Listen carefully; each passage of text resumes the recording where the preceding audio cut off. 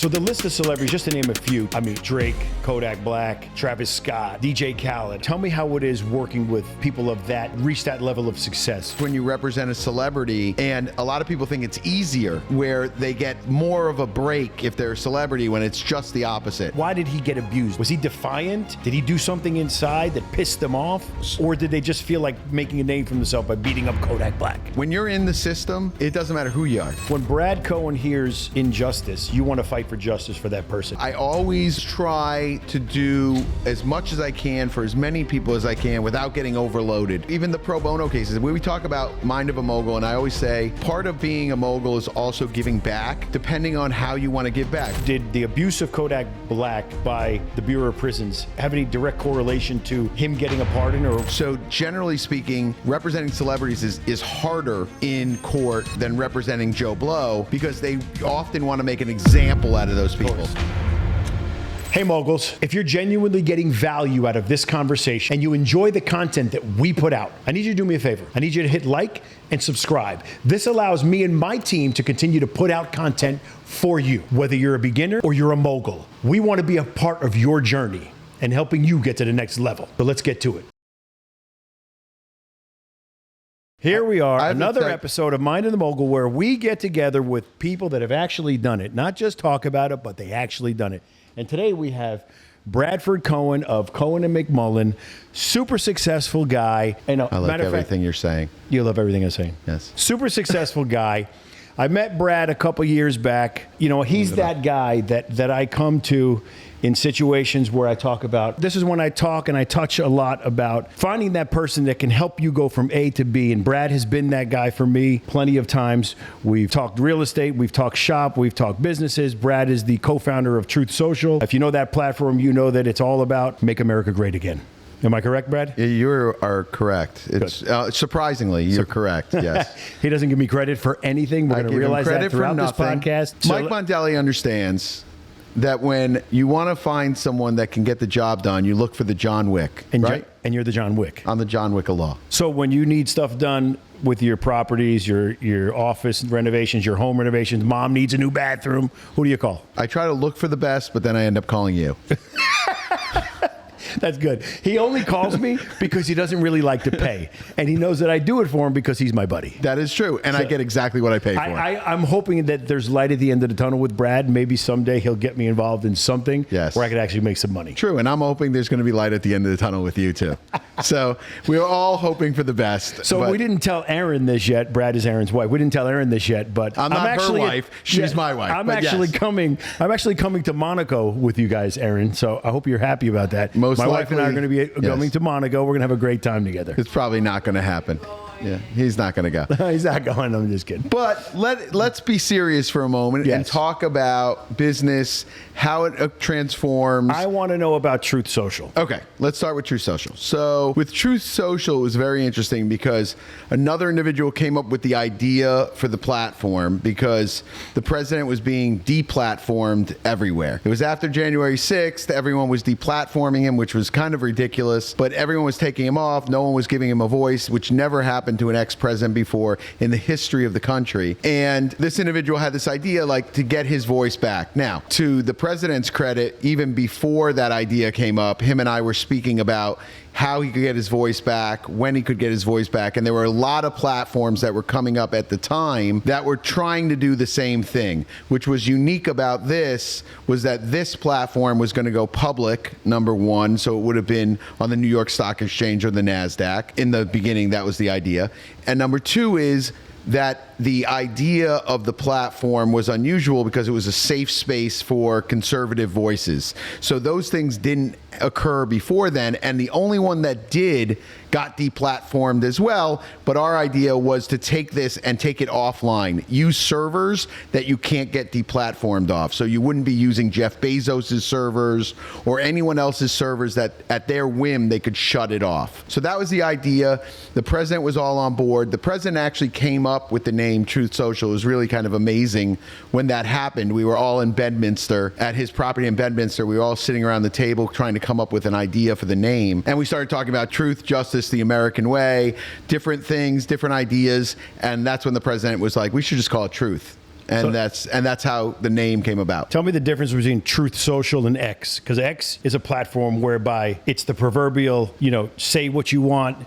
You're going to be heard. If you have a voice, we want to hear it, right? Right. So at the time, it was not that. So what happened was we filled a void that was non-existent at the time that Truth came out. It wasn't that X was even in the mix. It was still Twitter. They were still very woke. Gotcha. They were eliminating individuals. They were depressing other individuals. They were making it so you couldn't find people on Twitter that you'd want to hear their voices. And then when Elon Musk took over, it was interesting because he started to open it up more, try to copy essentially what Truth was doing. And at that moment, I think Truth had a real opportunity to leap ahead. But I think that it wasn't taken advantage of at the time that it could have been taken advantage of. Now it's kind of a new chapter. They have a new CEO, and I think you're going to see a resurgence of Truth, and I think it's going to be really amazing in the next year or two. That's amazing. So you being Bradford Cohen, the obligatory like to talk, like to be heard, like to make it,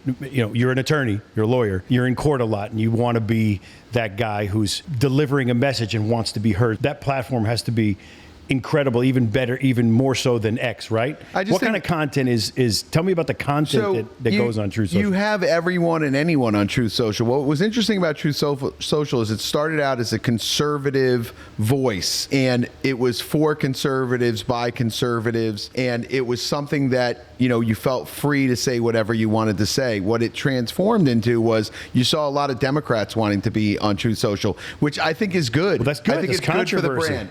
I think it's good for the brand. I think you bring on more and more people. The governor of California, Governor Newsom, he opened a Truth account. There was a couple other Democrats that were taking Truth accounts because they were trying to reach individuals that may be independents, but that wanted to hear conservative voices. Mm-hmm. So it was an interesting thing. And I think that as it moves forward, I think you need to get more voices on there, not just conservative voices, but voices from all sides, and have a real debate. And that's what's missing, I think, in the world right now is a real debate, as opposed to one side telling the other side to shut up or the other side telling the other side to shut up. And it really doesn't get anything accomplished. Even if you see, like, when people are at these rallies and someone shows up and starts asking questions like this guy, Nick, I can't remember. Fuentes. No, not Nick Fuentes. Oh. The other guy, the other Nick, who found like all the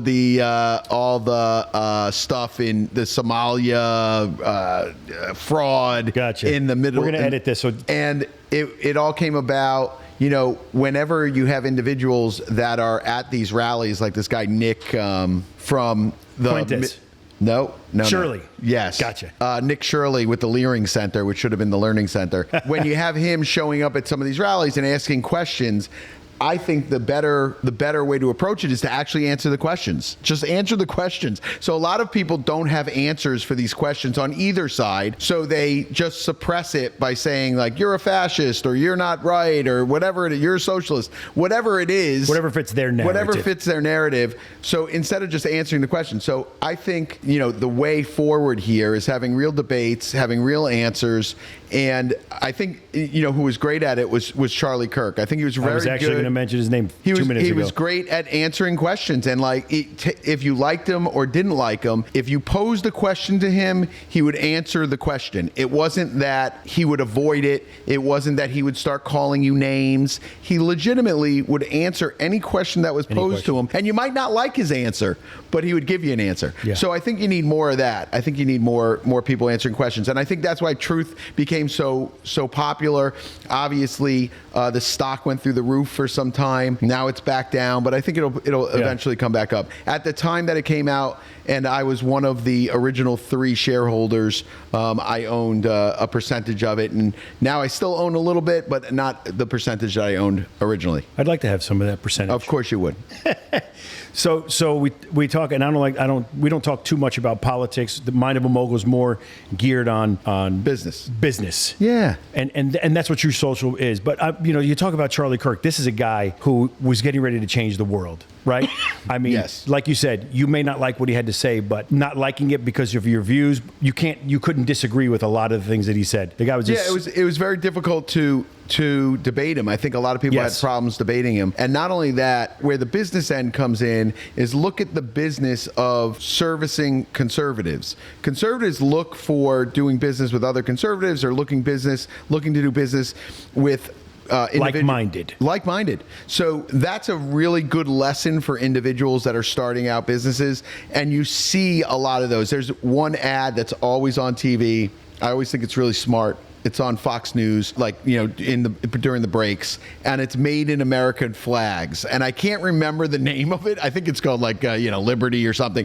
But what I do remember is Freedom. They're a company that makes flags in America, and they're a company that is marketing to a certain segment of America, number one, that wants to fly flags, American flags, but also that wants to buy in America and serve it. So that lesson for either side is very important to me because it's like something that you can latch onto where you'll have a minimum of buys. A minimum of sales. Yeah. So individuals are looking for that. And if you can market your product that way, where you're building a community, right? So in the past, people would just say like, oh, buy Coke or whatever it is, and they'd have these witty commercials. That's not how it is now. Now people want to feel a part of a community when they're buying a product. So if it's a Nike sneaker, if it's some sort of trinket on TikTok, they want to feel like they're part of a community, and that's where you see the real build up. So if you're looking at Truth, if you're looking at X, if you're looking at Facebook, all of the goals of those individuals are to build a community. Dollar Shave Club, it was a community. That's why that guy built it so big and sold it for $100 or $150 million. That's really what you want. Tell me about the Dollar Shave Club. I think the Dollar Shave Club was an interesting marketing play because it really wasn't a Dollar Shave Club. The name was fantastic. It was like buy razors for $1, when in essence he was really selling you a subscription, and it would be upsell.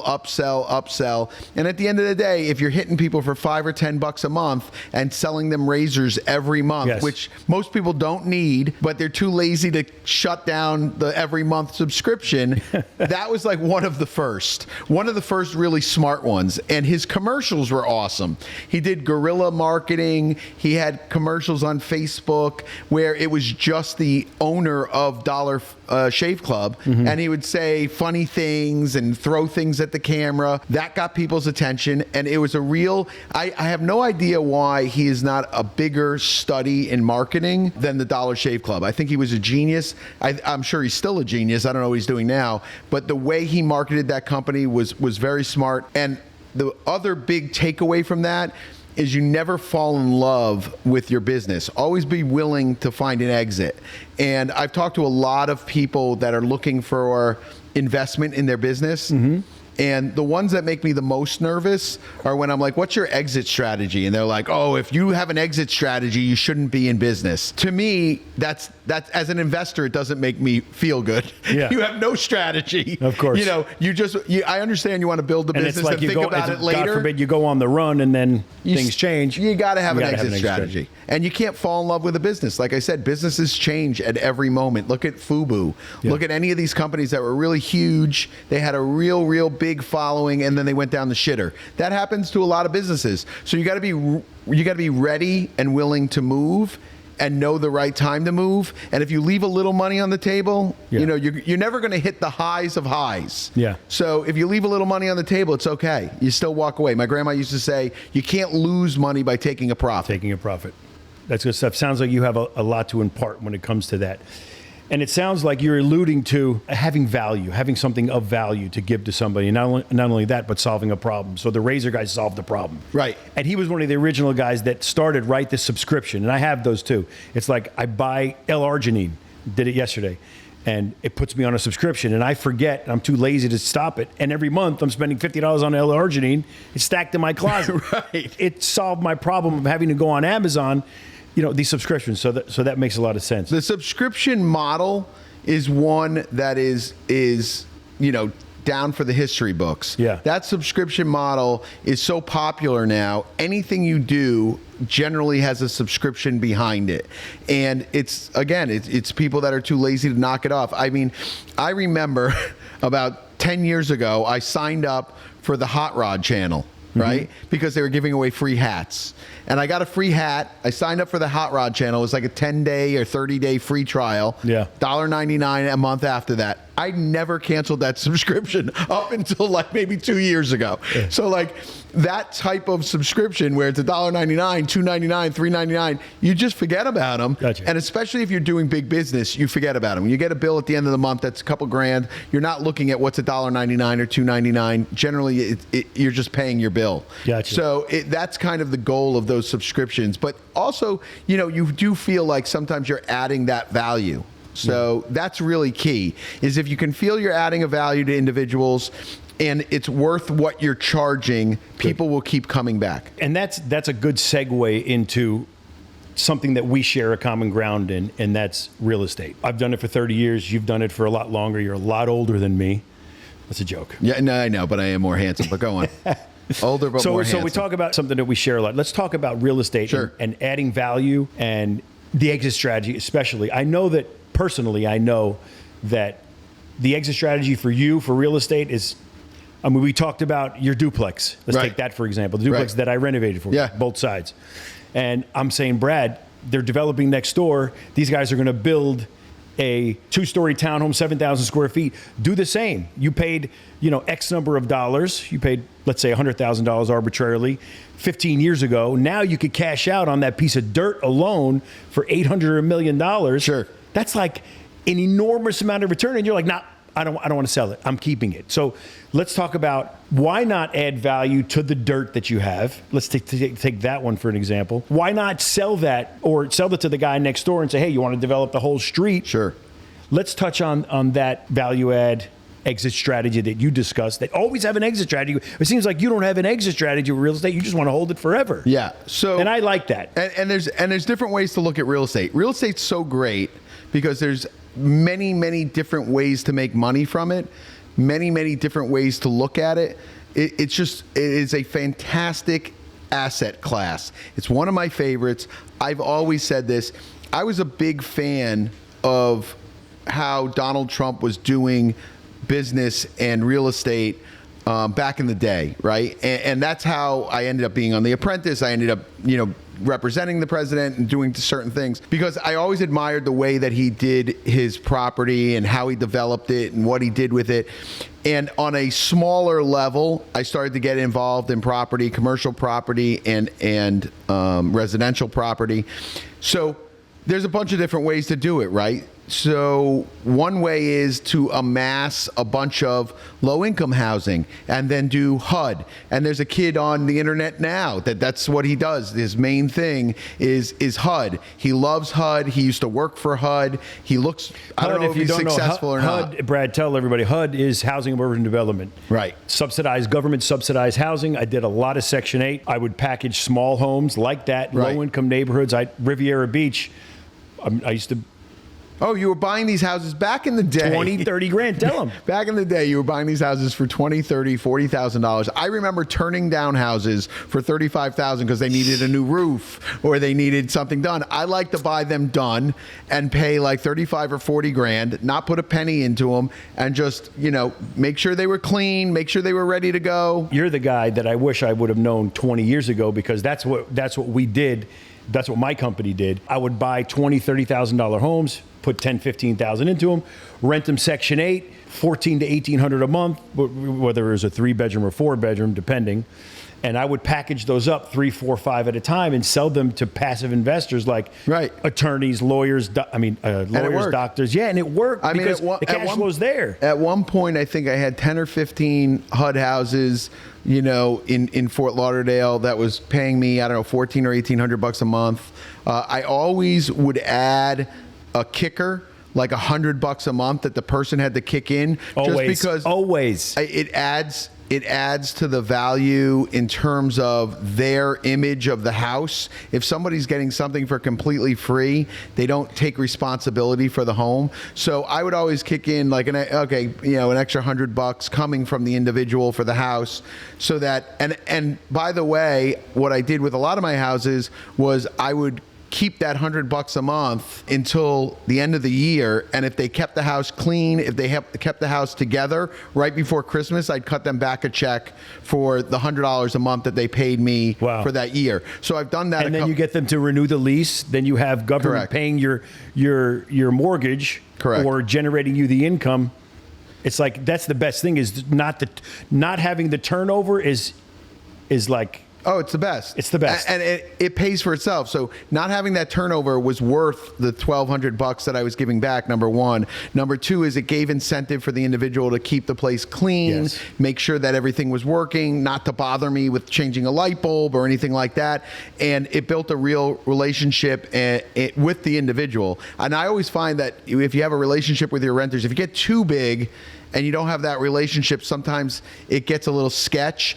But on the other hand, sometimes when you have that relationship, they also feel like, hey, maybe I can skip a month of rent. Yeah. So it works both ways. But I always find that if you have a good relationship with your renters, it usually works in your favor. Yeah. So there's different ways to do it. So that's one way. Another way is to buy, hold, and then sell when the market goes up, just land bank. Yep. And I've done that too with empty lots. I've owned empty lots, and there's an area called Sistrunk Ave in Fort Lauderdale. Yeah.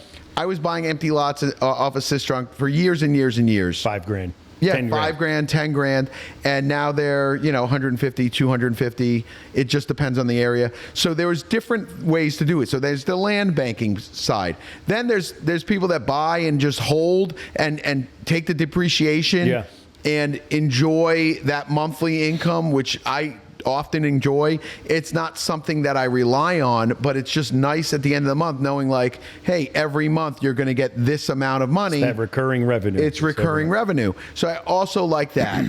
I've built as well on different lots, single family homes or duplexes. I don't find that to be as enjoyable. I used to have a guy that I worked with who I loved, and he ended up retiring. And then I ended up working with you, which was not great. No, I'm just kidding. No, Mike actually comes through in the clutch. But I've never, since that time, I've never built on any of the lots because I find often that the time spent on it, the frustration that's associated with it, especially if you have another job, which I do. Yeah. And all of the things that go along with it usually aren't worth the 20% bump that you get when you sell at the end of the day. Yeah. So my inclination is just to sell as is, as high as I can get, instead of knocking down and building and then trying to get, 20 or 25% on your money, because maybe you make an extra 10 or 15% by building, but that stress level is not worth it to me. So that's the problem. And that's why I like I said, that's why I like to buy and hold. But I've been in real estate since I'm 18 years old. And what's funny is before all these geniuses came out with their $10,000 a month, pay me to learn this, there was a guy, Carlton Sheets. Oh my God. He was the proverbial OG, man. $330. You can have a full course on how to buy, sell, hold, everything. He was the best. Yeah. So Carlton Sheets was the OG of buying and flipping, and he came out with a course called No Money Down. Yeah. And I remember, I still have the course. Yeah. It's on. He first came out with tape, then he sent me CDs, and he was just the greatest because he had a very intelligent way with no nonsense that he would address how to buy and sell and flip with no money down. And it was amazing, and it worked. I mean, I bought my first house, no money down. And I think the second house I bought was maybe $2,000 down, and I used that course to probably make, I would say, between $150,000 and $200,000 worth of profit. You're still guaranteed you're using principles from that course in your daily. All day. Not only do I use the principles, still to this day, I use his checklist to this day. Yeah. Like just to go over the numbers, I've used that to create my own form where I can plug the numbers in and see if the property is going to be So you'll do an analysis. You'll do a cost-based analysis. What you buy it for, what all the hidden costs, and then your bottom line and how much you're making. I thought his course was not only the best course that I ever took for that type of thing, for the value add, it was ridiculous because it was like $350 or $400, and the value add was next level. Well, let's talk about it for a second, but that $300, $400 would probably be $3,000-$4,000 today. Even maybe. It was $3,000 or $4,000. It was a one-time pay. Yeah. It wasn't like I'm going to these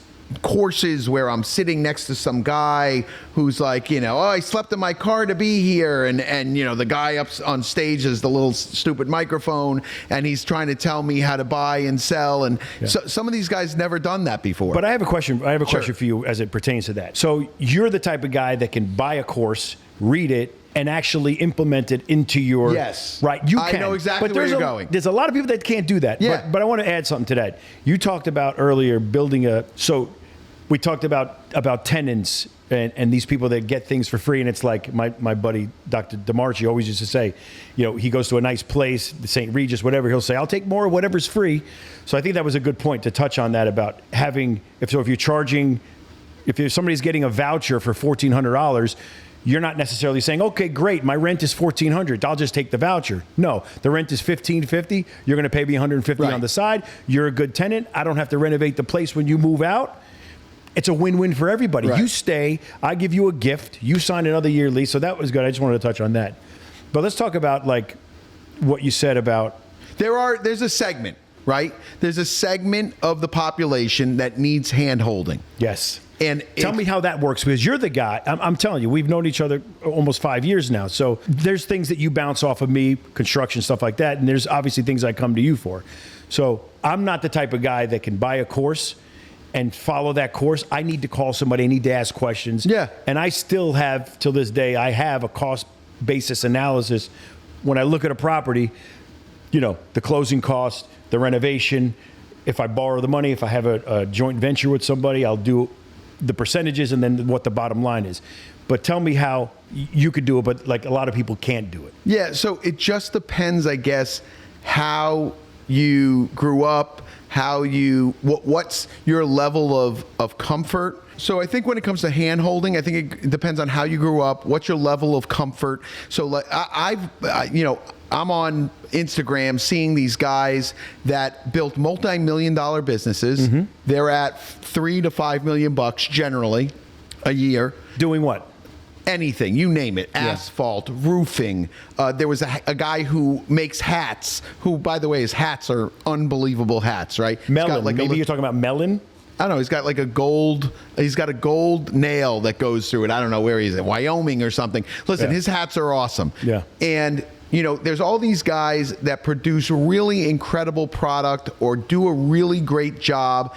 And maybe that's what they're good at. And they got big because their product is so great. Yeah. It's not because they actually knew what they were doing in business, right? Yeah. They just, the business side came along with it. So I'm doing a great job being an asphalt guy, and people keep giving me business, and I keep busting my ass and making money, and I'm making $3 to $5 million, but my organization isn't right. The way I set things up is not right. Your infrastructure. The infrastructure's shit. Yeah. And the systems in place. There's no system. I don't know how to hire. I don't know how to fire. It's just you're getting lucky, but you're making $3 to $5 million. There's a lot of guys out there that are like that, and then you see them. There was one guy. Whenever I see it on the internet, I have to comment on it. Yeah. So there's this one guy that went to, Hermuzi or one of these guys this is no knock to those guys. They have a certain niche that they are meeting, and they're making a ton of money by being mentors to these people. What you think is elementary is like rocket science to somebody who doesn't know. It's like inventing fire. Yeah. So there's one guy, he was on the internet, and he's like, I paid, Alex $100,000, and he told me this. And I'm waiting, I'm like, it says, told me this, ... So I'm like, okay, let me read what he told him. For $100,000, I want to see. Yeah. So he told me the reason why I'm not closing more sales is because I'm not going out to the site to give the quote to the person in person. I'm doing it via email. Yeah. I was, to me, look, that's you. Here we go. It's like, the obligatory relationship guy, the obligatory, I want to meet you, shake your hand. This guy, we're a lot alike. well, you can't close. You're charismatic. You got to meet people, close deals, look somebody in the eyes. Right. I mean, that's all about that. If I'm in a room with someone, I'm closing 10 out of 10 deals. If I'm sending an email or talking on the phone, I'm going to close 2 out of 10. So to me, it was like, what are we doing? What is this advice? This advice is what you learn your first year of business school. But that being said, some of these people didn't go to business school. Some of them didn't go to college. These are guys that worked their ass off. Yeah. They got to where they got because they're hardworking guys. They know the business. They try their best. They get to that $3 or $5 million plateau, and they can't get above that because they need someone to show them how to make fire. Yeah. And it's literally like that. So that's why I don't, although I say like this to me is like rudimentary, I understand when you tell a fish to climb a tree, you're going to think that fish is ridiculous, right? Because that fish is meant to swim. Yeah. So what that guy is good at is laying asphalt or roofing or whatever it is. That's what he's good at. He might not be good at marketing. He might not be good at hiring. He may not be good at systems. That's what the key is to grow any business is systems. And I'll tell you a very interesting story. I'm very good friends with a guy named Dan Newlin. Mm-hmm. Dan Newlin is a lawyer in Orlando who, to me, is just a really, really smart guy. Like, business-wise, law-wise, gets it. He just gets it. And he pays attention to details. He's a systems guy. Yeah. Okay. He got on the internet very early, and it's funny because... Like Ray Kroc was, systems. He got on the internet very early, and it's really funny because we were running basically parallel to each other, except I was advertising for criminal defense, which was really stupid. I should have been advertising for personal injury. And he was advertising for personal injury very early on in the 90s, right? Oh. And I was in the 90s. I was showing up number 1 on Google and all this stuff, and I was just making great money. I mean, I was a young kid. I was 27, 28. I was getting 15 new cases a day, and I was trying to balance them all and figure out which ones I was taking. I was turning down probably 12 out of 15 cases and sending them out to other lawyers because I just didn't have the bandwidth. Yeah. And then I started hiring lawyers and figuring it out. But Dan was so smart. He was working with Morgan & Morgan for a while, went out on his own, built his business ground up, sold it for 9 figures. Wow. And just an incredible guy. And when I talk about systems, he's a system guy. He's a systems guy, and that's why he grew his business the way he grew it. That's why he grew to where he is, and you can see that in his everyday. He's a systems guy. At 7:30 he's doing something. It's 8 o'clock he's doing something. At 9 o'clock he's doing something. He is a systems guy. He knows his day before the day starts. Yeah. He knows where he's going. He knows how it's going to happen, where it's going to happen, who's going to do what. That is really a niche market that I think that's why Alex and these other guys, I think that's what they fill, is that they create, okay, this is what you need for your system. Or it could also be that you're so lost in the forest you can't see the tree. Yeah. So it's like, sometimes you don't know what you need. And then all of a sudden Alex says, oh, you need better hiring techniques. And the guy's like, oh my God, I do. Yeah. It's like, sometimes it's embarrassing to hear those questions, especially guys that you think are very successful, like the nail in the hat guy. I thought he was killing it. And then he goes on, he's Alex, losing $500,000 a year.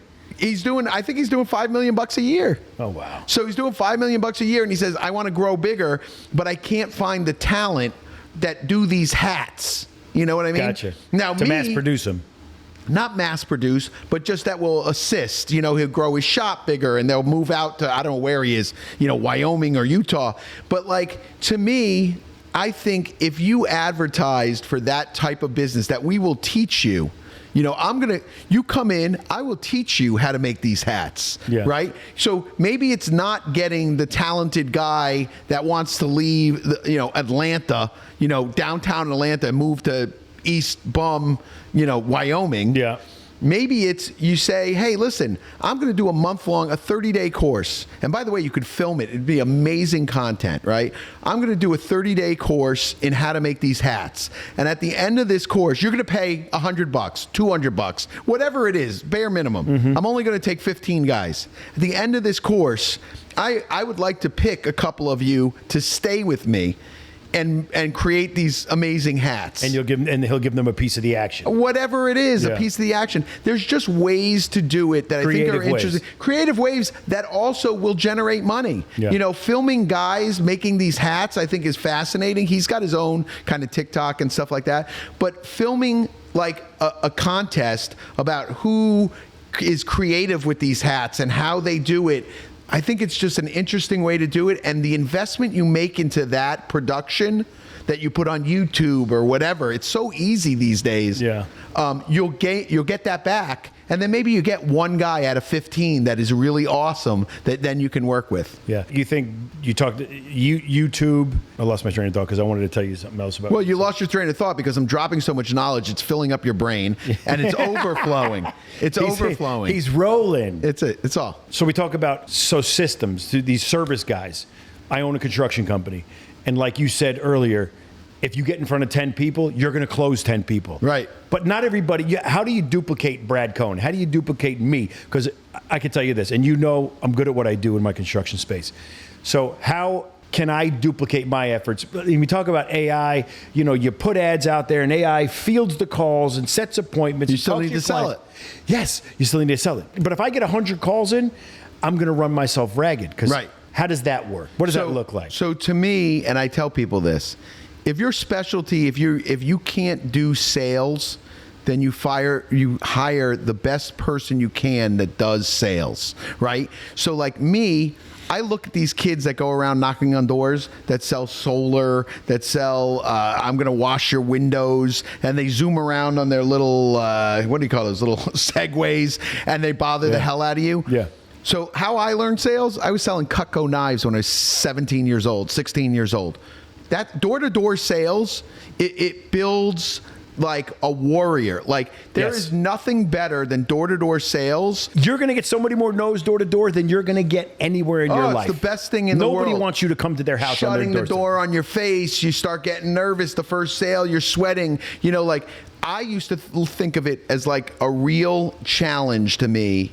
I'd play a game with myself in my own head, and I'd play this game was like, I want to make sure that I can sell someone that doesn't want these Cutco knives. And by the way, they're very good knives. But what's the first thing? When you go to sell a knife, you're not going to sell the knife. You're going to sell Brad Cohen. Right. I talk to the person. I say like, hey, how you doing? You know, I have conversations with people right off the bat, and it's very natural for me. Like some of these guys that come to the door now, they're like, oh, hey, how you doing? Like there's one kid that came to my door that was fantastic, right? He comes to my door. And you appreciate the hustle. That's good. I love the hustle. I didn't buy shit from him, but I love the hustle. And he came to my door, and he's like, hey, man, he's like, I'm in the neighborhood selling, you know, solar. He's like, just so you know, but I'm not knocking on your door to sell you solar. I saw your car in the driveway. It's awesome. Yes. He's like, is that a XYZ? And what kind of horsepower it has? Now, automatically, if you see like a nice car in the driveway, you know the guy's a car guy. Yeah. And he's going to talk about his car, or he's going to ask you, certain things. Or if you see a watch on his wrist and you say like, hey, that's a great watch. Like, well, what's the story? But you could sniff that out though. Like sometimes I get a phone call and the guy's like asking me questions. Oh, I understand you're this. And I'm like, listen, I know what you're trying to do. The hustle, cut to the bullshit. Just what do you want? It's a weak hustle. I get it. It's a weak hustle. How do you get around that? So the way I get around that is I say like, hey, no problem. It's all good. I circle back around like 10 minutes later. And I go, oh, hey, I forgot to ask you something. That's good. And I've done that in sales a million times. I remember knocking on this one guy's door. He wanted nothing to do with me. He's like, I don't need knives. I don't give a shit, blah, blah, blah. Slams the door in my face. I went to a couple more doors. I went back to his house, knocked on the door. I said, hey, man, I forgot to tell you something. Yeah. And he's like, I really don't want any knives. I completely understand, but I really forgot to tell you something. He's like, what? I'm like, you need a knife. And he's like, and the guy's like, he ended up laughing, and I ended up selling him a bread knife. Because I think he felt like he was entertained. Yeah. And there's a guy who does like shoe cleaning stuff. He takes it a little too far, but he's really funny. And he's got this sales spiel. Oh, yeah. He sings at the door. I've seen that guy. Does all kinds of stuff. Incredible. Right. So everybody's got their own kind of technique and spiel, and you don't want to come off too salesy, but you also want to close the deal. You know, there's a girl that sells her course. She's a selling, and she does great. She's a young girl, and she does great in terms of selling her course and teaching people how to sell. And she started, I think, in solar, right? Or maybe bug extermination or something like that. Door-to-door sales. It's better than college. So it's safe to say if we come knock on your door, you're going to give somebody a shot. You'll at least hear them out. I always give them a shot because I like to hear the spiel. Yeah. I love the attempt to sell me because there's very few things that I would ever buy door to door. But I think it's an amazing technique. That's why I live in an apartment complex. Nobody knocks on our door. What do you think the most controversial thing that's happening right now? I'm asking you, Brad. What could we do? Some so we bring people on the show. This is Mind of a Mogul, and we bring moguls on. And obviously, you're a mogul in your space. You're a successful attorney. You've handled thousands of cases. You know, rubbed shoulders with Donald Trump on Donald Trump's show, The Apprentice. You have a stack of undeniable truth that you are who you say you are, Brad. So I want to ask you, you've represented a lot of people in the entertainment industry. I mean, and Drake, Kodak Black, Travis Scott, DJ Khaled. I mean, just to name a few. So the list of celebrities, just to name a few, tell me how it is working with people of that reach that level of success. It's really interesting because, you know, when I first started, I didn't have the named individuals that I represent now, right? I wasn't representing celebrities. I was representing everyday guys, which I still do a lot of work for everyday guys. There is a difference when you represent a celebrity, and a lot of people think it's easier where they get more of a break if they're a celebrity when it's just the opposite. So generally speaking, representing celebrities is harder in court than representing Joe Blow because they often want to make an example out of those people. Or the cops feel like, oh, once you get them off of one thing, they feel like they're rubbing it in their face. They come out with a song, or they come out with some sort of video that says, these cops never got me, or that person who sued me lost. Which really is counterintuitive. It probably works against them. I mean, correct. In a big way. It works against them in a big way because now the cops kind of have it out for those people. And when they have it out for you, they start looking for other things, we achieved a pardon for Kodak Black. We achieved a pardon for Lil Wayne. And even after that fact, there were FBI agents that were really angry that that happened. In fact, one of the FBI agents still That's got to make it tough for you, Brad. Tell me about that. I want to know about that. So there's still agents that work at the FBI that are angry that people got pardons or commutations, especially in Kodak's case. But here's the thing. But they genuinely, you're a genuinely likable guy. So they can hate the client. But then when Brad Cohen calls and talks to the agent, they soften up a little bit. I've seen you in that capacity. Yeah, there's always a relationship that you garner with certain agents, and then there's relationships that you're not going to garner with certain agents. Certain agents are not the type you're going to be friends with. Yeah. There are agents right now that I'm friends with that have cases with me that I think are great guys that, do a good job, that listen, they weigh the evidence, they figure things out. I think those are the guys that I remain friends with. I mean, I'm friends with FBI agents that I had 10 years ago in a case. So that relationship continues. And that helps you in future cases that they may be involved in. You already have a relationship.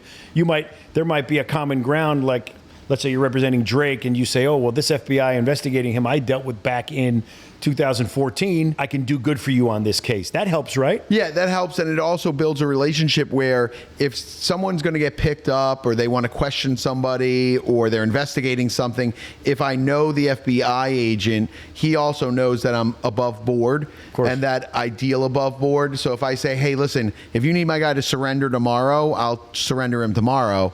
He knows that my word is good. Yeah. As opposed to someone you've never dealt with, and I say, hey, I'm going to turn my guy in tomorrow. They might have never dealt with me. That first time that comes through, it builds a relationship of trust. I've had guys that I know are lying to my face, agents, where I'm like, I know there might be a snitch involved, or I know there might be an individual who they're not telling me about, or I know they have this piece of information that they're not telling me about. Now, sometimes that's part of their job, but also once I'm already in it and we're both coming to the table with something, I expect the same level of openness that I give. I expect the same level back. Sometimes you don't get that. Gotcha. I know we got to wrap this up. The pardons of Kodak Black and Lil Wayne, there were a lot of people pissed off at that.